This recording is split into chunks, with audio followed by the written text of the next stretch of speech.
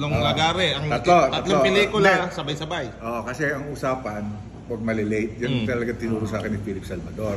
So, there was a time talaga na nagtugma na yung yung lagare. Ibig sabihin ng lagare, tatakbo ka sa mga isang pelikula, dalawang pelikula. Tandaan mo, dalawa lang ang panahon ng isang araw, isang gabi at isang umaga. O imaginein mo. Hindi, aabutin talaga ako 24 oras. So mangyayari niyan, 7 ng umaga nasa Tagaytay ako, Lito Lapid, Medal of Valor. Tatakbo ko pa, kakawala ko alas 3, kailangan by 7 o'clock ng gabi, nasa Bataan, Mariveles ako, para Police Provincia, finale. May braided, katulad ng buhok mo, brother.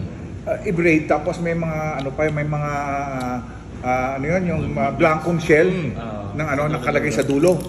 Okay, so 3 oras yun. Pagkatapos noon, pakakawalan ako alas 2 na madaling araw. Babiyahe ako para pumunta ako ng Tanay. Yun naman. Sunny Parsons naman. Tapos yun, pahinga isang araw. Okay? Pagka ko noon, kunyari Monday on Tuesday, uwi ako ng maglalagari ako, pauwiin ako ng mga 3 in the afternoon, pahinga na ako noon. Wednesday ulit na naman yun. Gano'n na naman. Ang pinakapahinga mo lang dito din yung sa biyahe. Sa motel. Sa motel. Talagang hihinto ako. O kaya sa gasolinahan, babayaran ko yung security guard, abutan ko ng 50 pesos, gisingin mo ako na 1 oras. Volkswagen lang kotse ko noon. Anong taon to dito? 1971 model. Brazilian na Volkswagen. Malamig pa panahon noon. Kumbaga hindi mo kailangan mag-aircon. Pero although pag summer, tapos sabi nila bakit daw hindi ako bumibili ng bagong kotse. Sabi ko, sino ba umaarte? Yung kotse ako. Diba? Basta dumating ka ng maaga. Alam mo, siguro nagamit ko yun mga 2 taon para hindi ako yung sabi mong tinirik ako. Hindi. Sulit na sulit. Pinaka ko lang flat tire. Madali namang gawin yun Diba? So ito.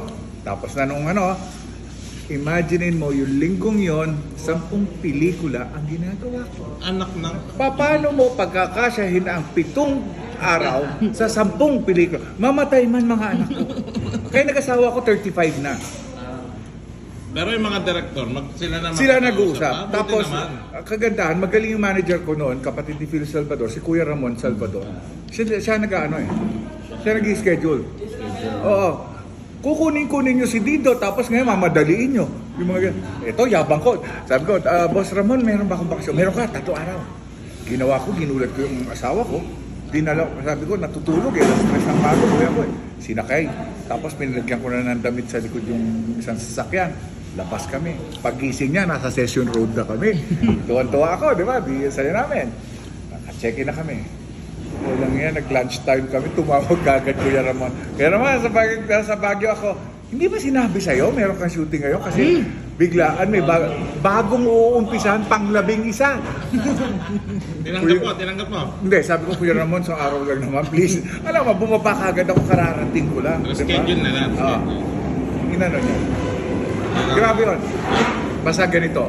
In 7 years, from 1995 to 2000 something, 1 or 2002, I made 123 movies. Wow.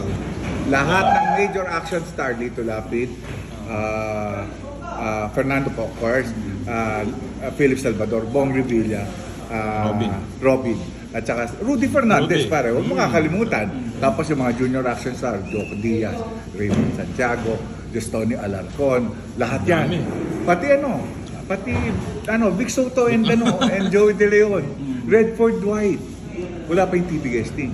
Yung mga Okidokido, yung Once Upon a Time. Iba pa yun. Kaya abangan ang susunod na kabanata. Kaya nag-asawa ko 35.